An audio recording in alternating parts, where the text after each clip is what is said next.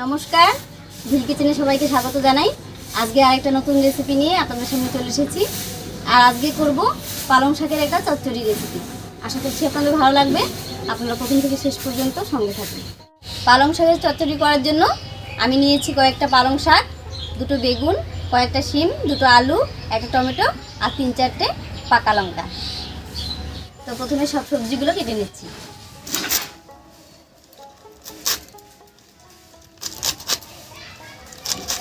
চচ্চড়ির জন্য পালং শাকটা আমি এরকম বড় বড় করে কেটে নিয়েছি।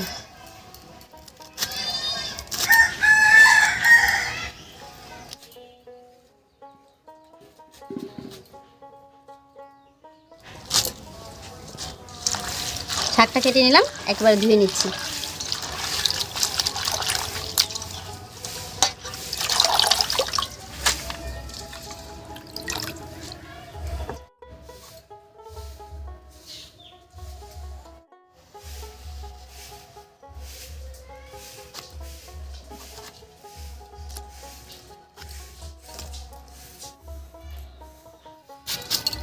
বেগুনটা টুকরো টুকরো করে কেটে নিয়েছি, একইভাবে আলুটাও টুকরো করে কেটে নিচ্ছি।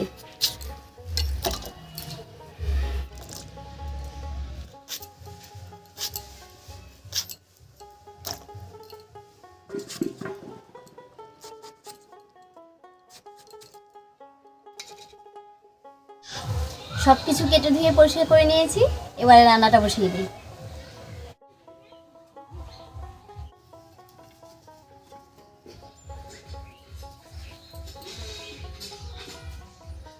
উনুন জ্বালিয়ে কড়াই বসিয়ে দিয়েছি। এবারে শুকনো খোলায় 1 চামচ মতো জিরা ভেজে নেব।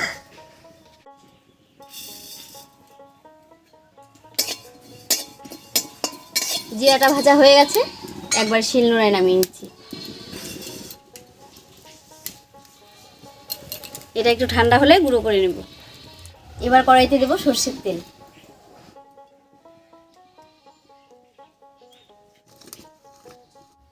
তেল গরম হয়ে গেছে, তেলের মধ্যে 2টো শুকনো লঙ্কা ছিঁড়ে দিয়ে দেব।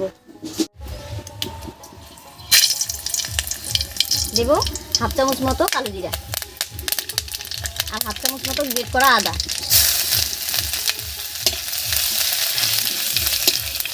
আদা ভাজা ভাজা হয়ে গেছে, এবার এর মধ্যে দেব একটা টমেটো কুচি।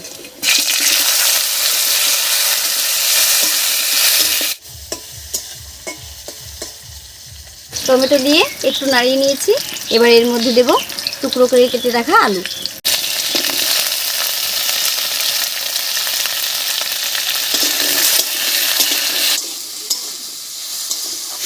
আলু আর টমেটো 2 মিনিট মতো রান্না করে নিয়েছি, এবারে দেব কেটে রাখা বেগুন আর শিম।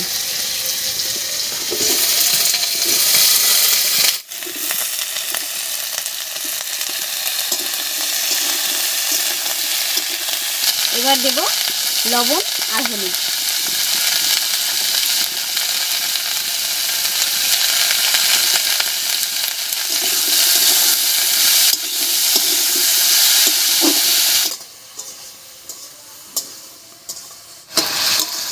এবারে কিছুক্ষণ ঢাকা দিয়ে রান্না করে নেব। এতে করে সবজিগুলো একটু ভাজাও হবে আর মোটামুটি সিদ্ধও হয়ে যাবে।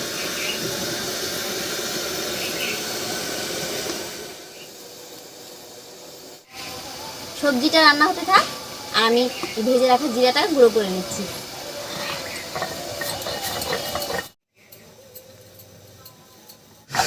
জিরাটা গুঁড়ো হয়ে গেছে, নামিয়ে নিচ্ছি।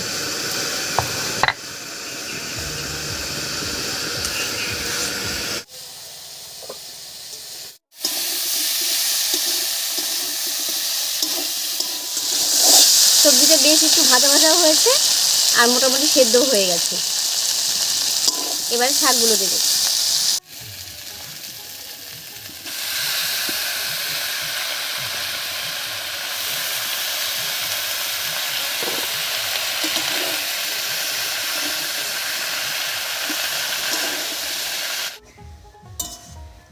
শাকটা দিয়ে সবজির সঙ্গে খুব ভালো করে মিশিয়ে নিয়েছি।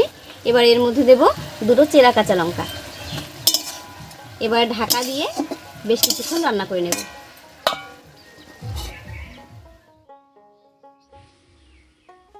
ঢাকা দিয়ে 4-5 মিনিট মতো রান্না করে নিয়েছি। এবারে ঢাকাটা তুলে নিচ্ছি।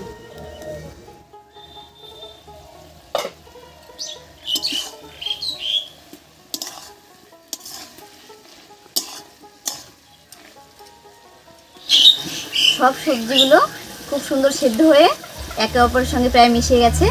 এবার এর মধ্যে দেব ধনেপাতা কুচি।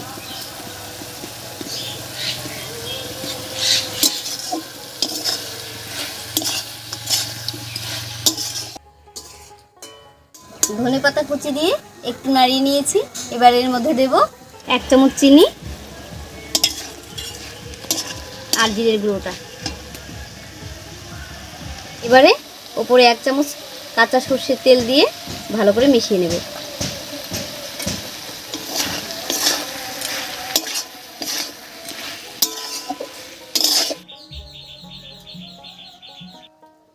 হয়ে গেছে, এবারে নামিয়ে নিচ্ছি। তবে এই গরম গরম অবস্থায় 2 মিনিট মতো একটু ঢাকা দিয়ে রাখবো। এতে করে জিরে আর কাঁচা তেলের গন্ধটা সবজির মধ্যে খুব ভালো করে মিশে যাবে। গরম গরম পালং শাকের নিরামিষ চচ্চড়ি রেসিপি একদম রেডি হয়ে গেছে। এবার গরম গরম ভাতের সঙ্গে খেতে দারুণ লাগবে।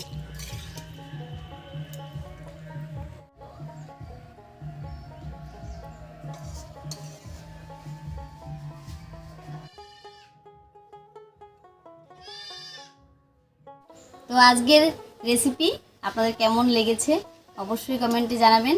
আর ভালো লাগলে লাইক কমেন্ট শেয়ার করবেন এবং আমাদের চ্যানেলকে সাবস্ক্রাইব করে এভাবেই আমাদের পাশে থাকবেন। আজ এ পর্যন্তই, আবার কাল দেখা হচ্ছে নতুন কোনো রেসিপি নিয়ে।